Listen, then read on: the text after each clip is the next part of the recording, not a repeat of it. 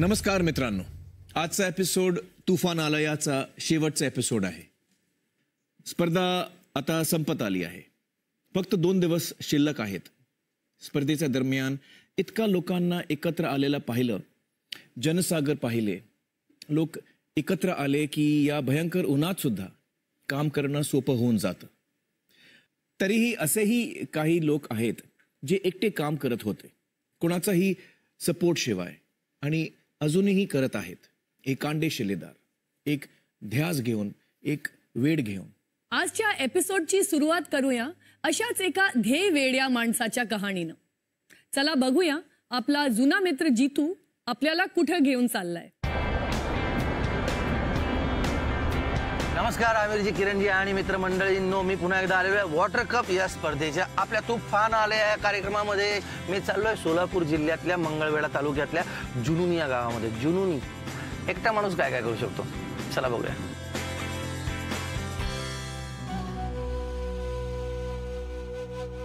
मंगळवेढा तालुक्यातल्या जुनोनी गावच्या माळरानावर एक माणूस अहोरात्र एकटाच राबताना दिसतो.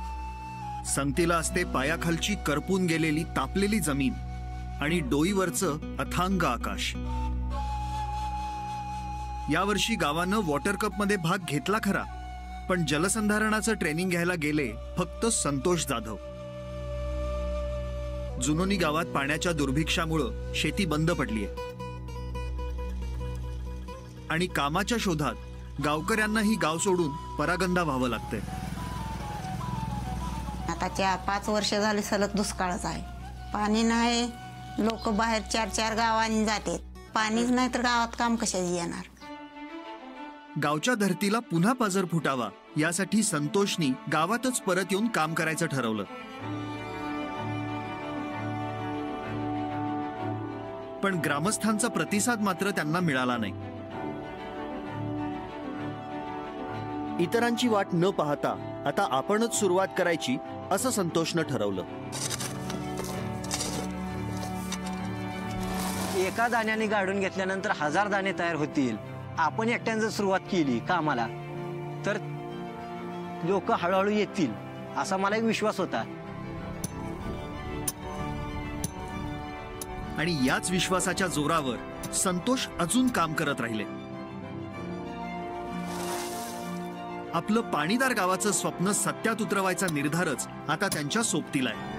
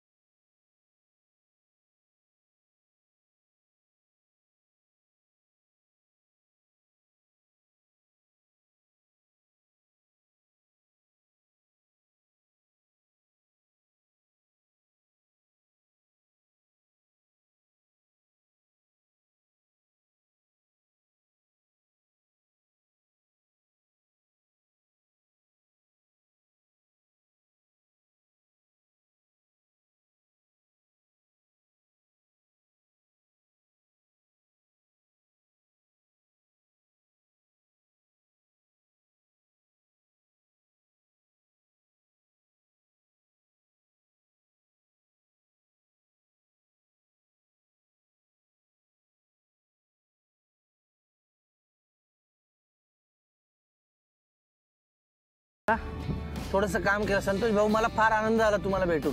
थँक्यू. अख्खं गाव काम करणं झालंय, तुम्ही एकटे काम करायला लागला. ही प्रेरणा कुठं आली? ट्रेनिंगला गेल्यानंतर माझ्या डोक्याच्या मेंदूच्या शिरा हल्ल्या, मग तिथनं माझा टर्निंग पॉईंट सुरू झाला आणि त्या प्रेरणेतून मी हे काम करतोय. पण तुम्ही एकटं काम करताय, मला सांगा, तुम्हाला लोक वेडं म्हणतात किंवा याच्या मागं गेलात तर तुमचं नुकसान होईल असं म्हणतात, वाईट नाही वाटत? वाईट वाटायचं काय असं? आता वाईट वाटतं ना, म्हणजे कसं वाटतं, समजा आज मी एक शेतकरी, आज शेतकऱ्याला पाणी कमी, आज माझी 2.5 एकर आणि माझी बाग जळून गेली. काय कारण? पाणी नाही. ह्याच्या अगोदर 4000 रुपये टनानं ऊस घेऊन विकत घालतो ते लोक, आणि हे जर पाणी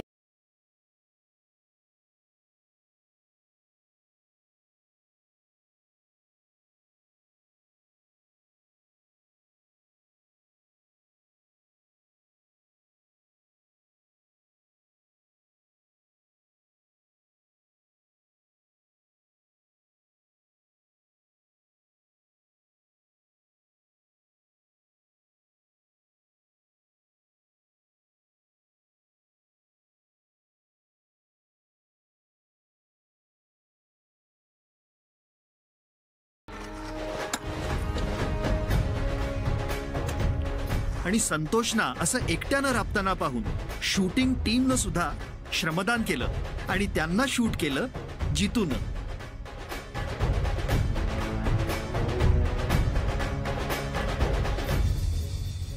वाह वाह संतोष जी, आपकी स्पिरिट को देख के, आपके जुनून को देख के वाकई दिल खुश हो गया. और मुझे लगता है कि ये आपको जानना बहुत जरूरी है कि जो आप मेहनत कर रहे हैं, और आप जैसे बहुत सारे ऐसे लोग हैं जो अकेले काम कर रहे हैं, जिनको गांव का साथ नहीं मिल रहा है, आपको ये जानना जरूरी है कि आपकी जो मेहनत है वो कभी बेकार नहीं जाएगी और जरूर एक ना एक दिन इसका फल न सिर्फ आपको मिलेगा लेकिन आपके गांव को मिलेगा. आणि मित्रांनो, माणसाच्या धैर्याच्या आणि निर्धाराच्या अशा अजून कित्येक कहाण्या आहेत.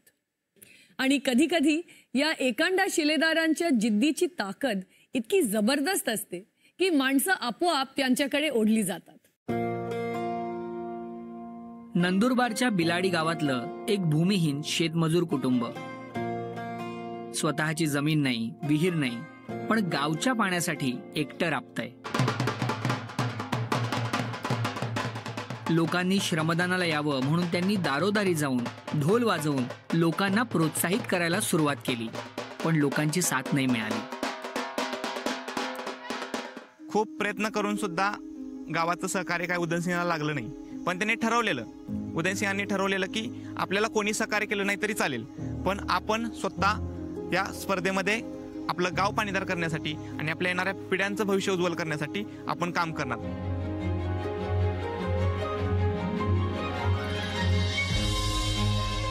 गावात स्वतःची जमीन नसल्यामुळं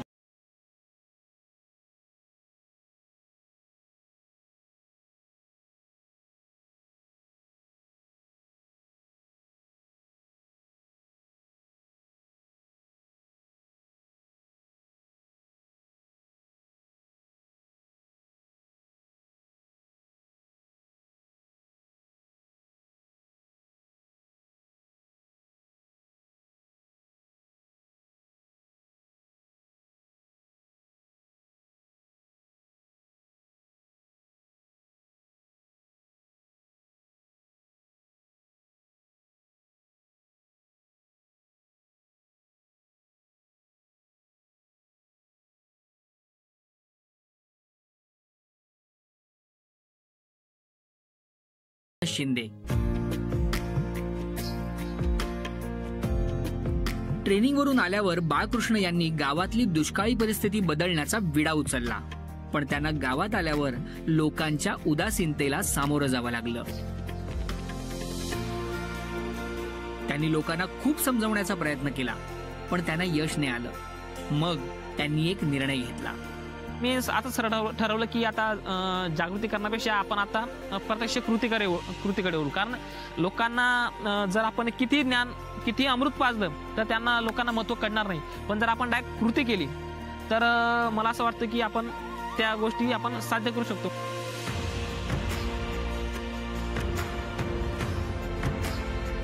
म्हणतात ना, प्रयत्नांती परमेश्वर. बाळकृष्णच्या एकाकी लढण्याची बातमी वर्तमानपत्रात छापून आली आणि मग वाऱ्यासारखी गावामध्ये पसरली. जेव्हा मी त्याची पेपराला बातमी पाहिली आहे की बाबा सातारा गावात मदतीसाठी एकटा लढा देतोय बाबा बाळकृष्ण शिंदे, मग तेव्हा बातमी पाहिली, मी पूर्ण वाचलं. तिथं असं बी लिहिलं होतं की मित्रांनी साथ सोडली बाबा. मग मला असं विचित्र वाटलं ना की बाबा मित्रांनी साथ सोडली बाबा, हे चांगलं नाही वाटलं. मग मी त्याला भेटलो, म्हटलं तू ही साथ जर दुसरं सोडत असतील तर मी नाही सोडणार. म्हटलं मी उद्यापासून येत जाईल म्हटलं तुझ्या मित्रा. आणि मग मित्रांच्या साथीनं बाळकृष्ण यांच्या कामाला गती मिळाली आणि त्यांनी काम सुरूच ठेवलं आणि सोबत एक निर्धारही केला. आम्हाला बक्षीस भेटलं तरी काही हरकत नाही आणि नाही भेटलं तरी हरकत नाही, पण जोपर्यंत हे पूर्ण होत नाही तोपर्यंत मी थांबणार नाही. माझं काम असंच चालू राहील. दुसरीकडे जत तालुक्यातल्या वाशाण गावात सुद्धा एक शेतकरी एकटाच दुष्काळाच्या विरोधात लढतोय. कुणाच्याही मदतीविना तो जलसंधारणाच्या कामात दिवस रात्र एक करतोय.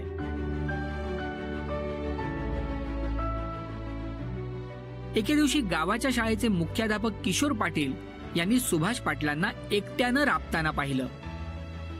दुपारच्या वेळेस तिथं माणूस एकटाच आपला खोदत होता आणि मला आश्चर्य वाटलं की हा वेडा झालाय की काय माणूस. असल्या उन्हामध्ये सुद्धा हा एकटाच आणि बाकीचं सोबतीला कोण नाही तिथे. या घटनेनं पाटील सर खूपच अस्वस्थ झाले. दिवसभर त्यांच्या डोळ्यासमोर एकट्यानंच काम करणाऱ्या या शेतकऱ्याचं चित्र फिरत होतं.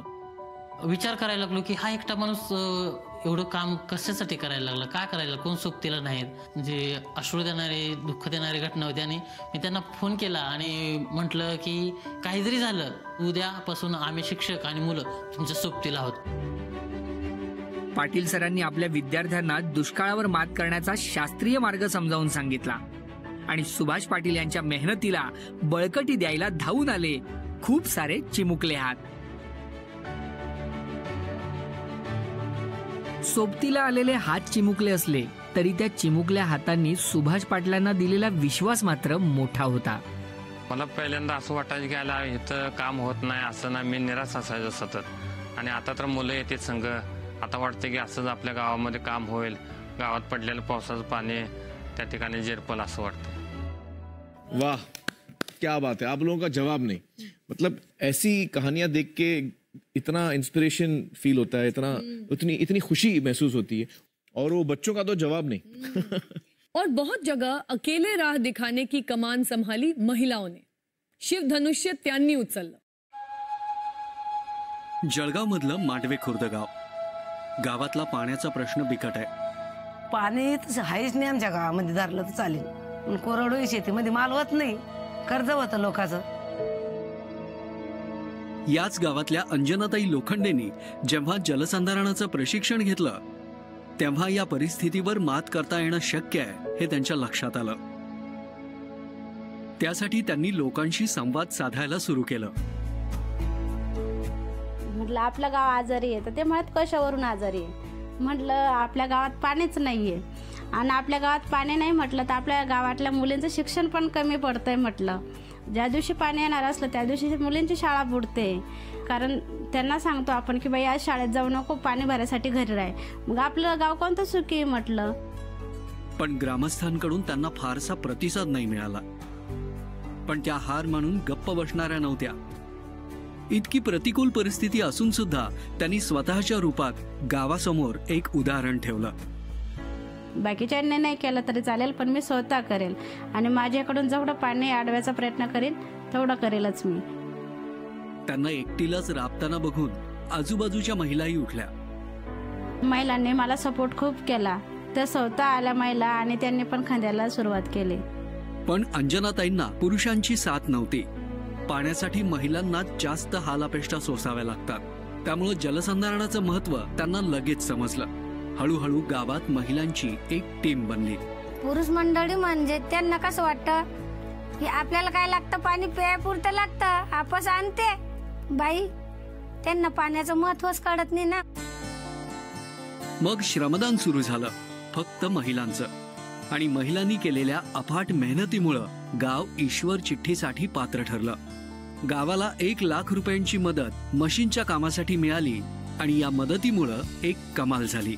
अगोदर पुरुष महिला मंडळांना त्यांच्या घरचे माणसं किंवा जे बाहेर बसणारे लोक, फिरणारे लोक होते, ते टोचून बोलायचे की बाबा रिकाम्या बाया उठले की चालल्या, काही कामधंदा नाही येले, रुपया मिळत नाही, काही बी कामं करत फिरता. पण जेव्हा ते ईश्वर चिठ्ठी निघाली त्यातून त्यांना कळालं आपल्याला बी काहीतरी लाज वाटत नाही, आपण बी काहीतरी कामाला लागला.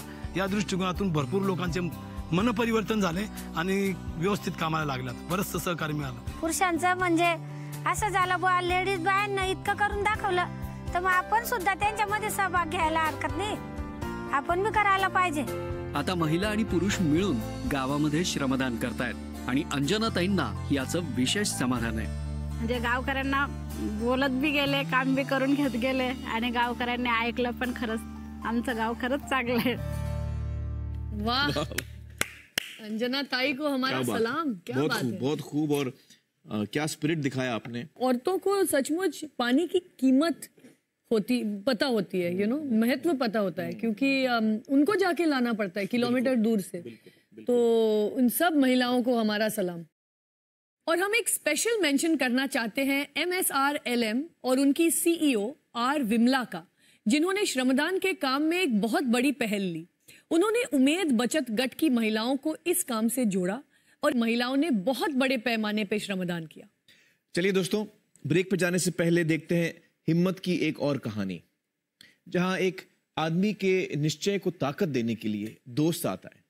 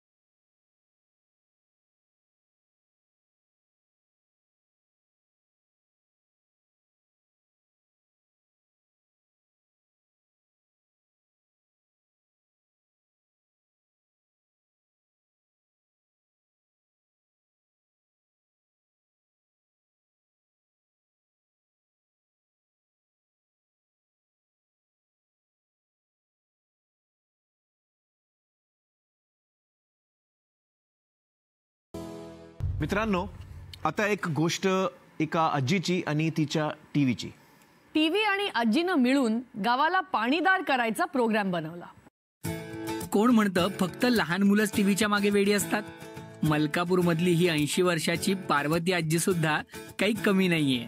पोरी आपल्या मोबाईल मध्ये खुश राहते, आपण आपली टीव्ही पाहू, रिमोट माझ्यासाठी राहते. तर अशा या गमतीशीर आजीनं टीव्हीवर पाहिला कार्यक्रम तुफान आलया. त्यातल्या जमुना आजीच्या गोष्टीनं पार्वती आजी भलतीच प्रभावित झाली. हो, ते पाहिल्यावर वाटतेच का झालं पाहिजे, आपल्या गावात सुखी झाले पाहिजे, आपल्या गावातले पाणी भेटलं पाहिजे त्याला. आजीला कळकळ तर होती, पण शारीरिक परिस्थितीमुळे प्रत्यक्ष उठून श्रमदान करणं तिला शक्य नव्हतं.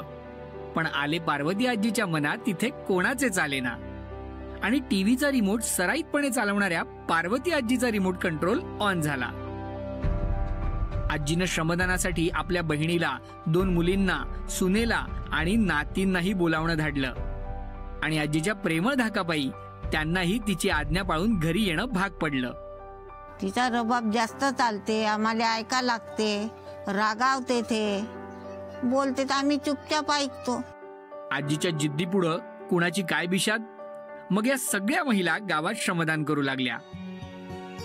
आपल्या 3ही पिढ्यांना गावासाठी श्रमदान करायला लावणाऱ्या या आजीनं मग गावातल्या लहान लहान मुलांना गोष्टी सांगता सांगता पाण्याचं महत्व पटवून दिलं आणि मग ती मुलं सुद्धा श्रमदानाला येऊ लागली. श्रमदानाला कोण कोण यान? एवढे यान ना? मुलं यायला लागले ना, तर त्यांच्या मम्मी बी यायला लागल्या, त्या बी काम करते, त्या बी 8 वाजतवरी 7 वाजतवरी राहते. तर एकंदरीत पार्वती आजीमुळे मलकापूर गावात श्रमदानानं चांगलाच वेग घेतलाय आणि आजी त्यामुळे आनंदी आहे.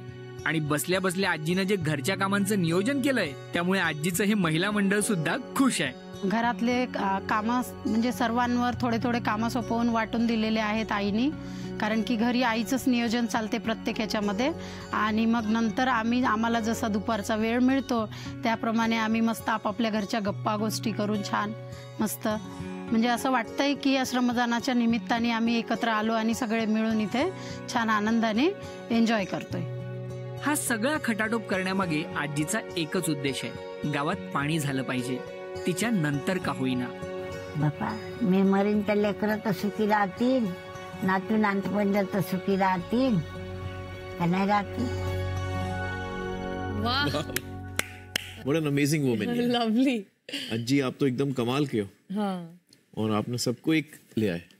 अमेजिंग. टीवी का भी ये फायदा होता है. हाँ, टीवी का फायदा होता है, लेकिन वो मन में जो विचार हो, जो शक्ति हो, ये उसका कमाल है. दोस्तों, जहां एक और गांवकरियों ने अपने गांव को पानीदार करने की जिम्मेदारी उठाई, उसी तरह जल मित्रों ने भी गांव की मदद करने में कोई कसर बाकी नहीं छोड़ी. फिर भले ही वो 1 मई का श्रमदान हो या गांव की मदद के लिए निधि जमा करना. ईश्वर चिठ्ठीद्वारे देश विदेशातून मिळून 3,32,00,000 रुपयांची मदत स्नेहालयाकडे जमा झाली, ज्यामधून 332 गावांच्या नावाची ईश्वर चिठ्ठी निघाली. या योगदानात चिमुरड्या शाळकऱ्यांपासून ते वयोवृद्धांपर्यंत सर्वांनीच एक शानदार आणि हृदयस्पर्शी भूमिका बजावली. स्नेहालयाच्या टीमने गेल्या 2 महिन्यापासून स्वतःला या कामात पूर्णपणे झोकून दिलंय. ईश्वर चिठ्ठी प्रक्रिया, कॉल सेंटर, अकाउंट्स, देणगी व्यवस्थापन आणि सोशल मीडिया अशा 5 वेगवेगळ्या टीम्सनं पूर्ण प्रक्रियेची जबाबदारी कुशलतेनं पार पाडली आहे. या प्रक्रियेची एक खास गोष्ट अशी होती की स्नेहालयानं हे सगळं काम 0 कॉस्ट मध्ये केलं. देणगीदाराचा एक पैसा कोणत्याही प्रशासकीय खर्चाशिवाय पूर्णपणे केवळ गावांसाठी मशीन्सच्या कामांकरिता वापरला गेलाय. या योगदानातून गावांपर्यंत पोहोचणाऱ्या मशीन्सचं अगदी जलदूतांप्रमाणे स्वागत झालं. जेव्हा जेव्हा कुठल्या गावाचं नाव ईश्वर चिठ्ठीत निघत होतं, तेव्हा तेव्हा हर्ष उल्हासाच्या लहरी उठत होत्या. नाव आलं त्यावेळी घरात सगळा जल्लोष चालू झाला. सगळी लोक अशी उठून सगळे बाहेर प्रत्येक जण फोन करायला लागला, अरे आपलं नाव आलं ईश्वर चिठ्ठीला, आपलं नाव आलंय. मग सगळे आम्ही चौकात सगळेजण जमलो एका जागेवर. मग ढोल जहाज पथक वगैरे वाजवायला सुरुवात. म्हणजे गावातनं मिरवणूक काढून सगळ्यांनी सगळेजण एका जागेवर येऊन नाचून विचून सगळा आम्ही तेव्हा आनंद सेलिब्रेट केला. गावामध्ये जेव्हा आपण मशीन घेऊन जातो, समस्त पूर्ण गाव महिला एकत्र येतात, त्या मशीनची पूजा करतात, त्याच्यावर नाचतात, आनंदाने गीतं म्हणतात. एवढा असा एक सण जसा आपल्या गावामध्ये असतो, दिवाळी वगैरे आपण सण साजरा करतो, त्याच्यापेक्षाही जास्त आनंद त्यांना आपल्या गावात मशीन आल्याचा होतो. त्यांचा आनंद हा गंगनात मात नाही. लोक त्या ड्रायव्हरला घ्यायचे, मशीनला घ्यायचे सेल्फी. एरवी सुद्धा मशीनी चालतातच ना, पण मशीन बरोबर सेल्फी घेताना मी फक्त त्याच वेळेला पाहिलं ज्या वेळेला ईश्वर चिठ्ठीमध्ये नाव आलं, लोक वाजवत निघाली, तर तो आनंद एक वेगळाच उत्सव होता. आणि मशीन्समुळं गावांमध्ये चाललेल्या कामाला जबरदस्त गती मिळाली. या मशीनी सहयोगानं आर्थिक सहयोगापेक्षाही जबरदस्त मोठं काम करून दाखवलं. ते 1 लाख आमच्यासाठी खूप महत्वाचे होते.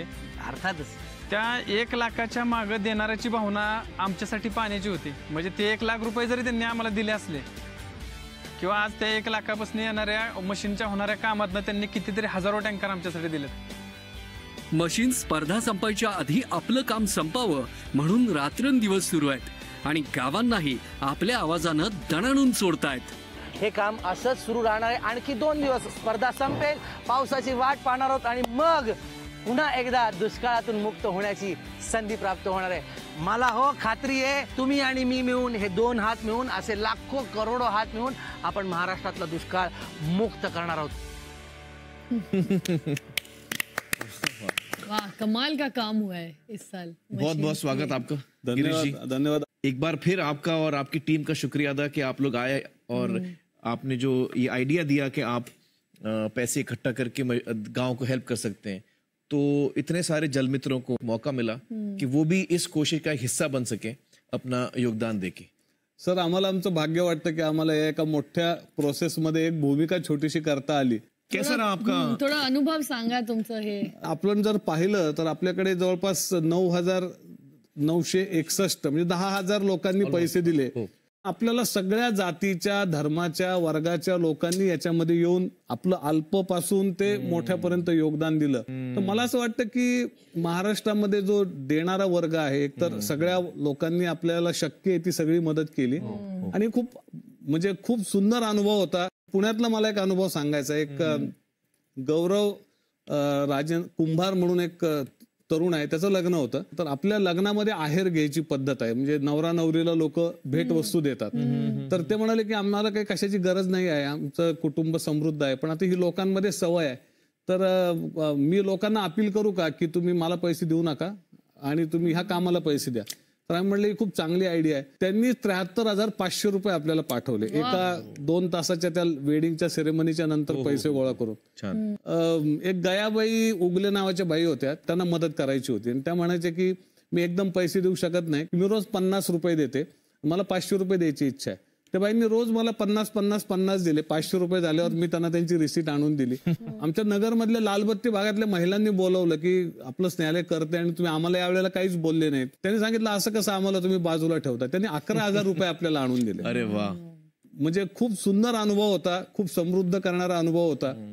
आणि गावांमध्ये ज्या वेळेला ती बातमी आम्ही द्यायचो तर आम्ही ते ऐकायचो की तो जल्लोष सुरू झालेला आहे तिकडे, आणि ओरडत ओरडत लोक एकमेकांना सांगतात की आपल्या गावाचं नाव आलंय, आपल्या गावाचं नाव आलंय.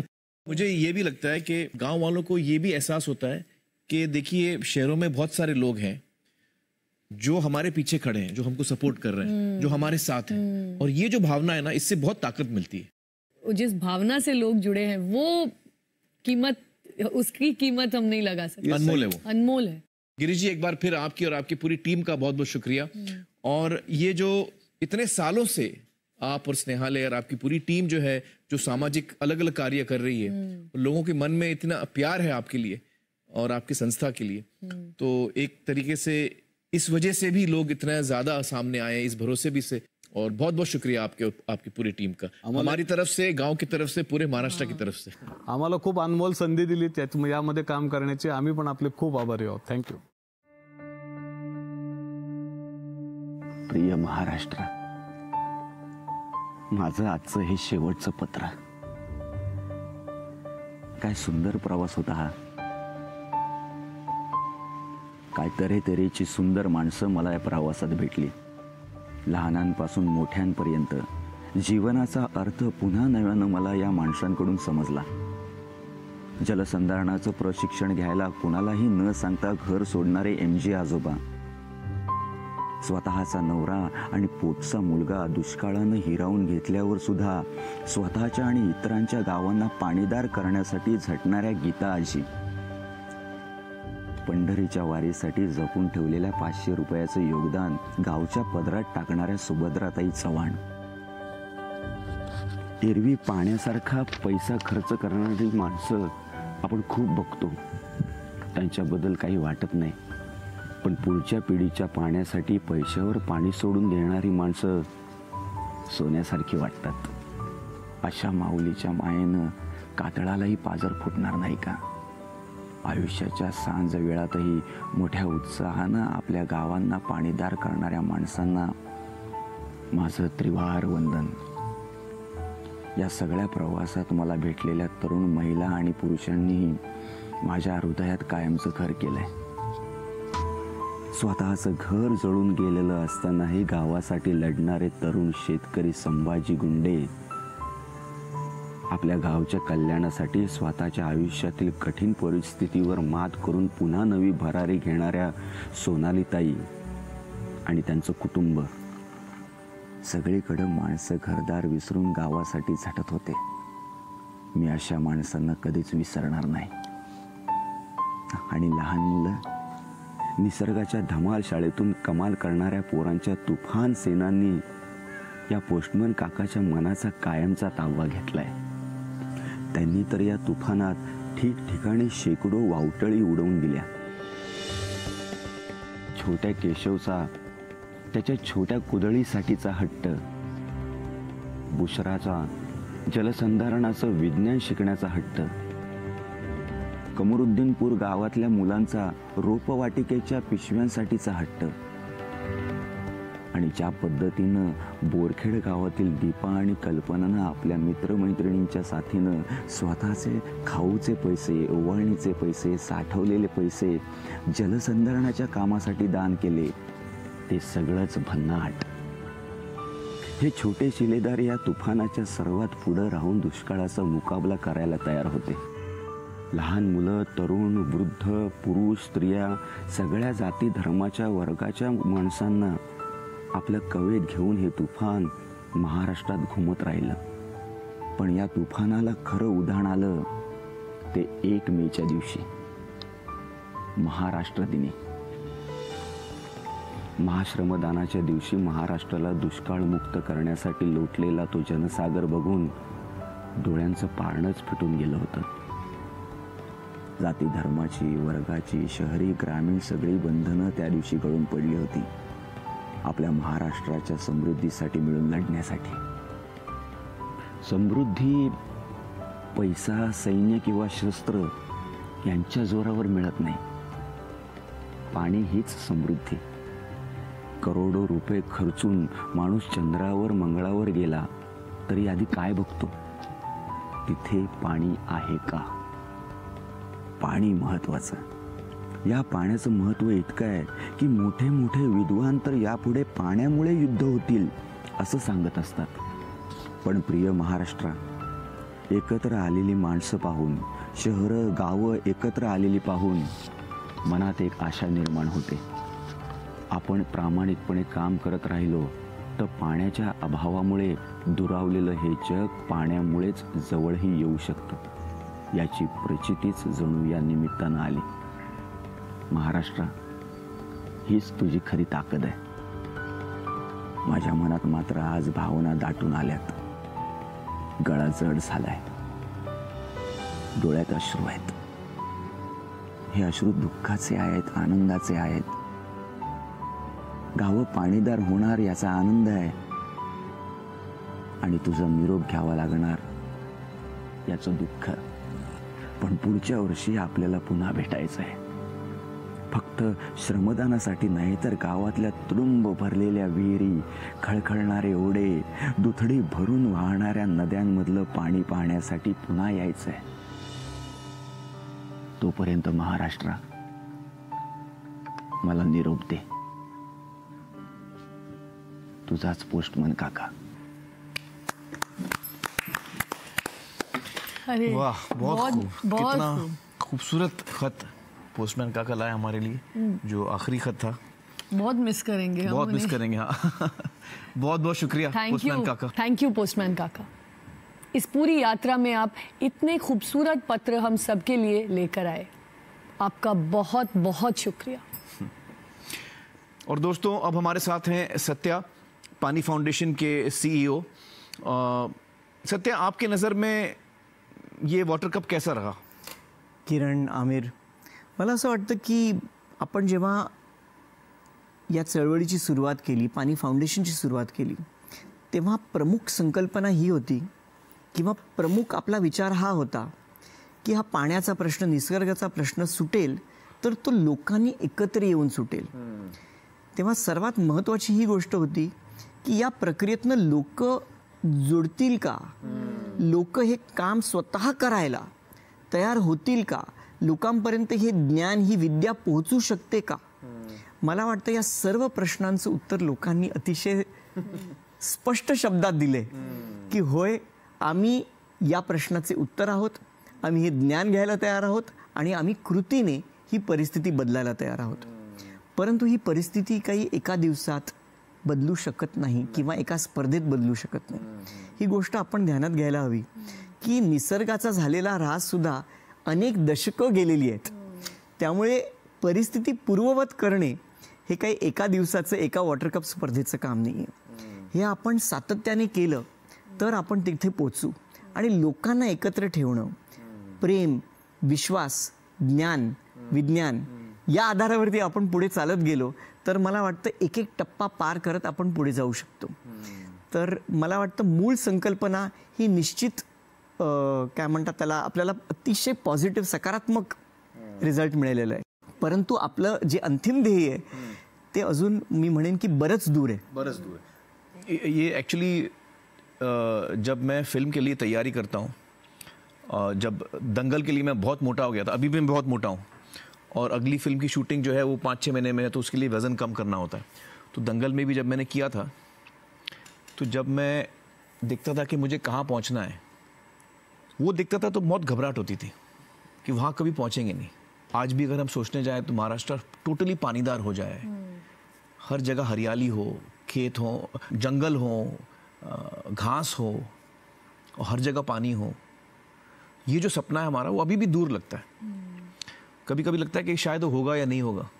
मंजिल कितनी भी दूर लगे, लेकिन हम अगर अपना अगला कदम लेते रहें और अपने अगले कदम पर ध्यान दें कि मुझे आज ये करना है, आज मुझे ये करना है, आज मुझे ये करना है, तो धीरे धीरे मंजिल भी नजदीक आने लगती है। खूपच सुंदर पद्धतीने तू व्यक्त केलंस आमिर.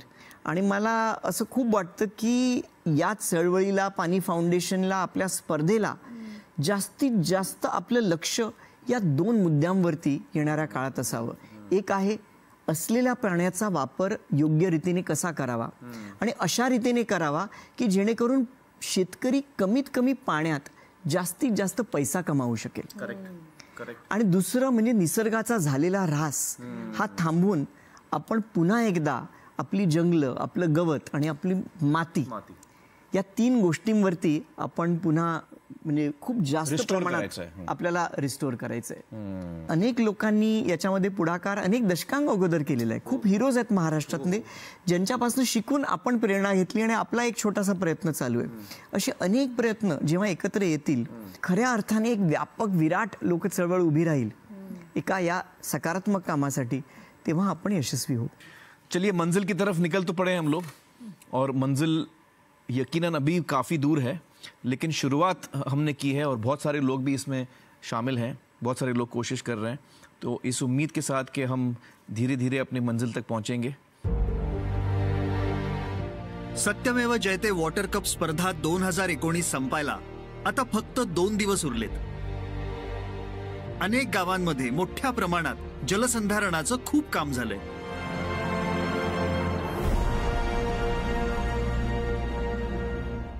बघूया या गावकऱ्यांना झालेल्या कामाविषयी काय वाटतंय आणि कितपत काम झालेलं आहे ते.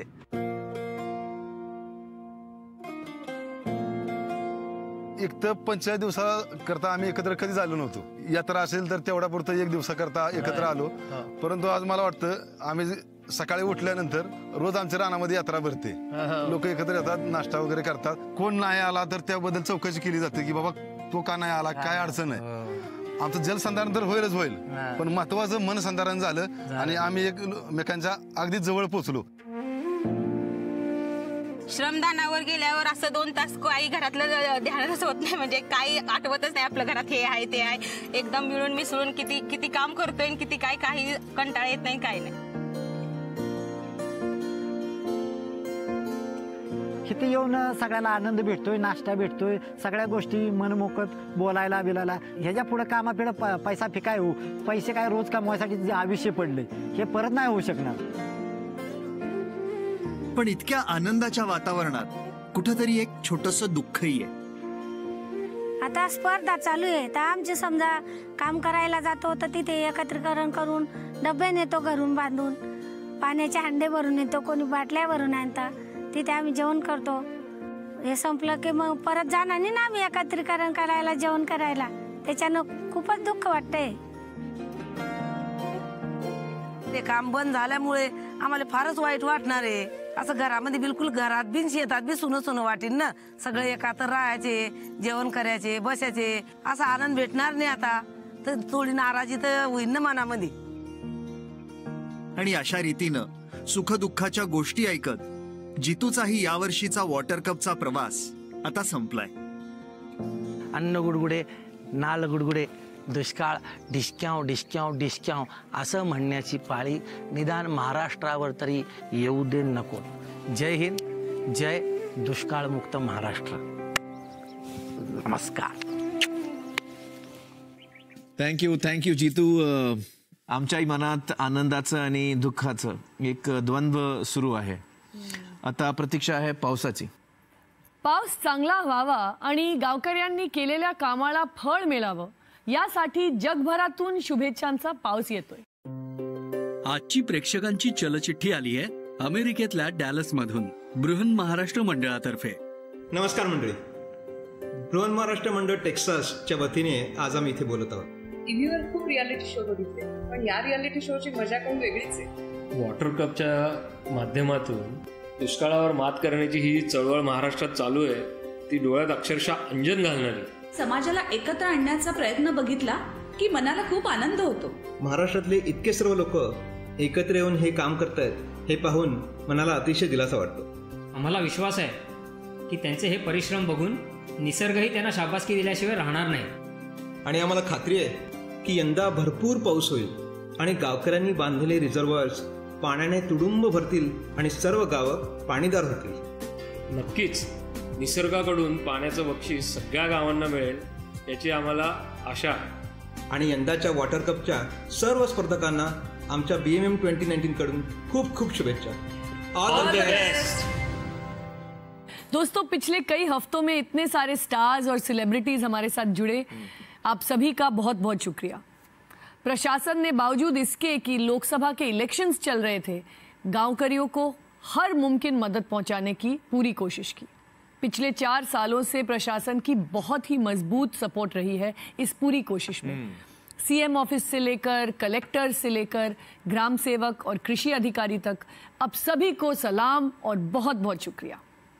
दोस्तों, पिछले 4 सालों से हमारी ये जो कोशिश रही है ये मुमकिन हुई क्योंकि हमारे साथ हमारे फंडर्स खड़े थे, एक चट्टान की तरह, एक बहुत ही मजबूती के साथ खड़े थे. Reliance foundation, Tata trust, HDFC, Bajaj और पीरामल फाउंडेशन, आपका बहुत बहुत शुक्रिया. आपके सपोर्ट से लाखों लोगों की जिंदगियों में एक बहुत ही महत्वपूर्ण और बहुत ही पॉजिटिव तब्दीली आ रही है. इस पूरे जन आंदोलन में इतने सारे लोग जुड़े हैं, लाखों गांवकरी, शहरवासी, जल मित्र और उनके साथ साथ अलग अलग संस्थाएं, NGOs. आप सभी का तहे दिल से बहुत बहुत शुक्रिया. और शुक्रिया हमारी पूरी पानी फाउंडेशन टीम का. आप सभी ने जी तोड़ मेहनत की.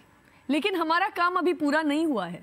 स्पर्धा के बाद मार्क्स की काउंटिंग होगी, जजिंग प्रोसेस होगा और हर साल की तरह अगस्त महीने में जीतने वाले गांवों को सम्मानित किया जाएगा. हालांकि ये एक ऐसी स्पर्धा है जिसमें कोई नहीं हारता, सब जीतते हैं, क्योंकि सभी को अपनी मेहनत का पानी मिलता है. दोस्तों, सत्यमेव जयते वाटर कप के ये 7 हफ्ते बहुत ही मज़ेदार रहे. उन सारे गांवों को जिन्होंने इस साल भाग लिया, आप सभी को हमारी शुभकामनाएं. अब आपके साथ साथ हमें भी इंतज़ार है बारिश का.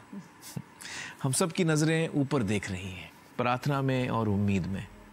तो हमारी दुआ ये है कि इस साल जम के बारिश हो और हम सब की मेहनत का फल हमें मिले, और वो फल हापुस आम से भी मीठा हो. जय हिंद, जय दुष्काळ मुक्त महाराष्ट्र.